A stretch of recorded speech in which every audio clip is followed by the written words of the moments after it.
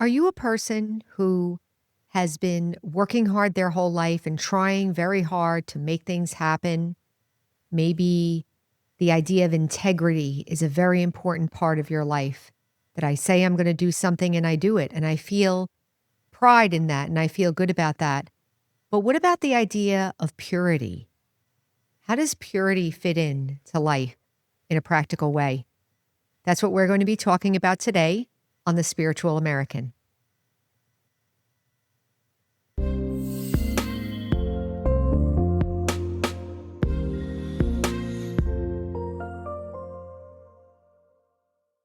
Welcome back, everyone. Today is going to be an interesting discussion on integrity versus purity. And if you grew up like me as an American or in the Western kind of culture, the idea of purity is not really talked about much. Maybe talked about in terms of pure water or pure food, but not in terms of pure feelings or pure personality or pure lifestyle, let's say, where purity may be part of a religious idea or spiritual idea, but not so much integrated into our everyday life. But integrity, wow, that's a big one. Integrity, do what you say you're going to do. I had a really good definition of integrity. I was in a leadership program and they gave us I thought it was a very good definition. I lived by this for my whole life, and this is what it was since I took the program. Do what you say you're going to do when you say you're going to do it. That's integrity. And if for some reason you cannot do it, communicate that as soon as possible. So that I lived in that way with that definition in my mind for many, many years. Then when I came into spiritual knowledge, I'm going to add another aspect to that definition. So do what you say you're going to do when you say you're going to do it. And if you can't do it for whatever reason, communicate it at the right time. Because have you ever wanted to tell somebody something and you find yourself kind of forcing the issue or bringing it up maybe when it's not a natural moment? At least for me, I didn't know what patience was, or I don't know. Many of you probably listening can maybe, I hope, sense the kind of upbringing I had and the kind of, I don't know, I can use so many labels. A Gen Xer, I grew up in the 70s and 80s in the Northeast in the United States. This is kind of the way patience was not on the agenda. It was about get it done, deal with it, make something happen. That's not a bad thing, actually. Those are good skills to have. That determination and independence is very good to have. So integrity is about basically being able to do things, get things done. And there is a return for that. You maybe will get respect, maybe, hopefully. If you do what you say you're going to do, then people can trust you. There's a kind of an intellectual, common sense way of relating to people who do what they say they're going to do. At least they're reliable, right? So you can rely on somebody, you feel comfortable with them, you feel comfortable making deals with them, and so forth. That integrity is a good way to live. Integrity with money, integrity with responsibilities, and so forth. But what about purity? What is purity? So like I said, in the West, the way I grew up, we didn't really think of purity much at all in terms of our life. So I'm going to say that purity means, in a subtle sense, in a personality sense, that I am in touch with my natural feelings. That's kind of a tall order, actually. We have, in the last episode, I was talking about how we have so many social norms that dictate what we're supposed to do in this situation and what we're supposed to do in that situation. And we've been trained to act a certain way regardless of how you feel. And this is why part of my feelings about what's important that I'm sharing is that we all get in touch with our actual feelings, even if they're painful at first, because at least that's authentic. I'm actually being responsible for how I feel and not just going with the social norms. Not that you shouldn't, but the feelings are not being addressed. So purity means that I'm in touch with my feelings and that my feelings are now natural. Like, let's say, according to the qualities of the soul. So, what are the qualities of the soul? Peace, love, generosity, happiness, wisdom, and so forth. So just imagine this for a minute. I know maybe it might be difficult, but just imagine yourself in an ordinary situation. Maybe you're talking to a family member or you're at work. And imagine yourself, you're in your body, you're standing in a situation, in a room with someone, and you're having a conversation. And in that conversation, internally, all you feel is peace, love, happiness, generosity. I'm sure we've had situations where we've had a taste of that. Maybe you feel very content one day. Maybe something happens and you feel very happy. And in that moment, you feel kind of on top of yourself. You feel good. And so you're talking to somebody and you have a smile and you feel cheerful and generous. I would say that would be purity, where we are reflecting the original nature of the soul. That we all have the same original qualities.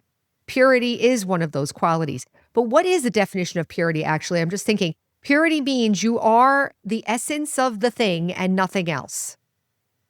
So in personality-wise, purity would mean that I am the essence of my personality as a soul and nothing else. So what is the else? Well, we know what that is, right? Anger, upset, fear, whatever, all the other stuff that we experience and worry, regret, anxiety, depression, all these things that are going on in our mind and in our bodies. But you could call those impurities. And I've talked about that in another episode too, about how you could say that those are the impurities in me. But the pure self is peaceful. The pure self is generous. So integrity versus purity. Integrity. I could be doing everything I say I'm going to do. And this is, again, and I've said this before, this is the reason for this podcast. If you are the type of person that is doing the right thing, living your life, playing by the rules, and somehow you're not happy, there's no reason to not be happy. There's no reason to not be peaceful. But still, we don't feel peace. We don't feel happy. There's something going on inside. We're not in touch with it. And so we're also not in touch with our original pure feelings as well. So I guess in essence, what I'm trying to share is that there's a difference between the doing consciousness of integrity and the being consciousness of purity. Now you hear this, be a being, human being, not a human doing. I'm taking that to maybe another level here. We're discussing that at a deeper level. What does that actually mean to be a human being? Human being means that you're in touch with the original qualities. Does this happen overnight? If I meditate for a month, am I going to automatically be able to feel this way all the time? No, but I will say that little by little, the old way begins to loosen. Our attachment and our grip on the old ways begin to loosen. So I also talked in another episode about how sometimes we have trouble feeling happy for others because we're a little jealous. We're attached to our ways of thinking. And when other people are different or have different things, we get uncomfortable. We feel judgmental. We criticize because we're so attached to these different aspects of our doing life, of that integrity life. That's not to say we shouldn't be in integrity, by the way. As a matter of fact, if we're not in integrity, that causes another whole level of sorrow, isn't it? Anybody ever been in debt before? Financial debt? That's another whole level of sorrow. So integrity is important. But I'm saying that in that, we also can get attached. We need to be in integrity and not be attached. We need to be able to do whatever we need to be able to do in life, but also be in touch with my being side, my peaceful side, my generous side. Naturally loving, naturally happy. So let's take a moment and practice this. We'll do a little meditation on this, a little reflection. So sitting quietly, just reflect for a moment. If I was to give myself a percentage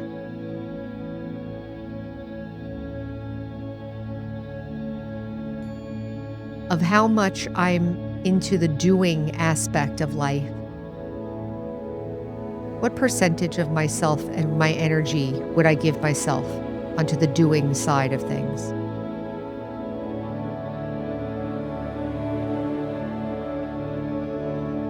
And then what percentage am I giving myself toward the being side, the feeling side, the true feeling, the true good wishes, and the true essence of me?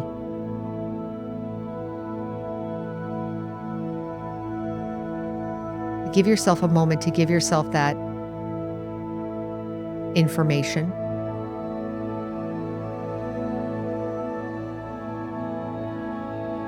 Okay, and now return from the reflection. So we just took a look to see what percentage, and I had a class last evening, and I was saying that where how much of us is thinking about the body and the circumstances and the world and what we have to do and our responsibilities and whatever, how much of our energy is our attention is being spent there. And they were laughing because they know they're like 99.999. I mean, really. So 99.999% of my energy is going over here. And then I say, okay, well, now just be quiet. Go sit in meditation and be a being of peace. How is that going to work? So with this talk, I'm trying to distinguish. So we're looking at this and we're distinguishing out the active aspects of being of our life, the active aspects of our life, which includes integrity. And then the being aspect of our life, which includes in spirituality, the understanding of who I actually am and my natural qualities and wanting to develop them, or not develop, but release them.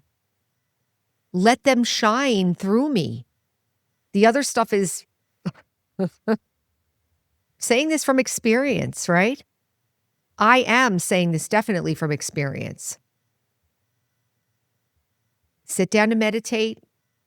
Nothing's wrong. And the mind's beep, beep, beep, beep, beep, beep, beep, beep, beep. What's going on? Active, active, active, active, active. Got to get this done. Got that responsibility. Got to do this. Got to do integrity. Got to do, got to do, got to do, got to do. But where are my feelings? Where's my peace? Where's my happiness? Where's my benevolence? Where's my good feelings about myself? Where's my natural feelings about just being alive? Where did that go? So I'm going to leave it there. I'm going to leave you with those questions, leave you with that little bit of a percentage. Take a look and see what you think. And to understand that meditation, Raj Yoga meditation in particular, is helpful in trying to start balancing that out. If I'm so overloaded on the doing side, it could cause all kinds of mental reactions, isn't it? Like I mentioned before. Sorrow, fear, anxiety, depression, if I'm constantly over here and I don't know who I am over here. So I'll leave it there. Please take a look at the description. You'll see videos for meditation practice. There's online free class and also the Brahma Kumari's website to see if there's a center near you where you can go in person and see what's going on and get more of this vibration, this conversation, and a connection so you can continue your journey if you're interested. So I will leave it there. Remember, our slogan is heal, empower, and serve. And until next time, take care.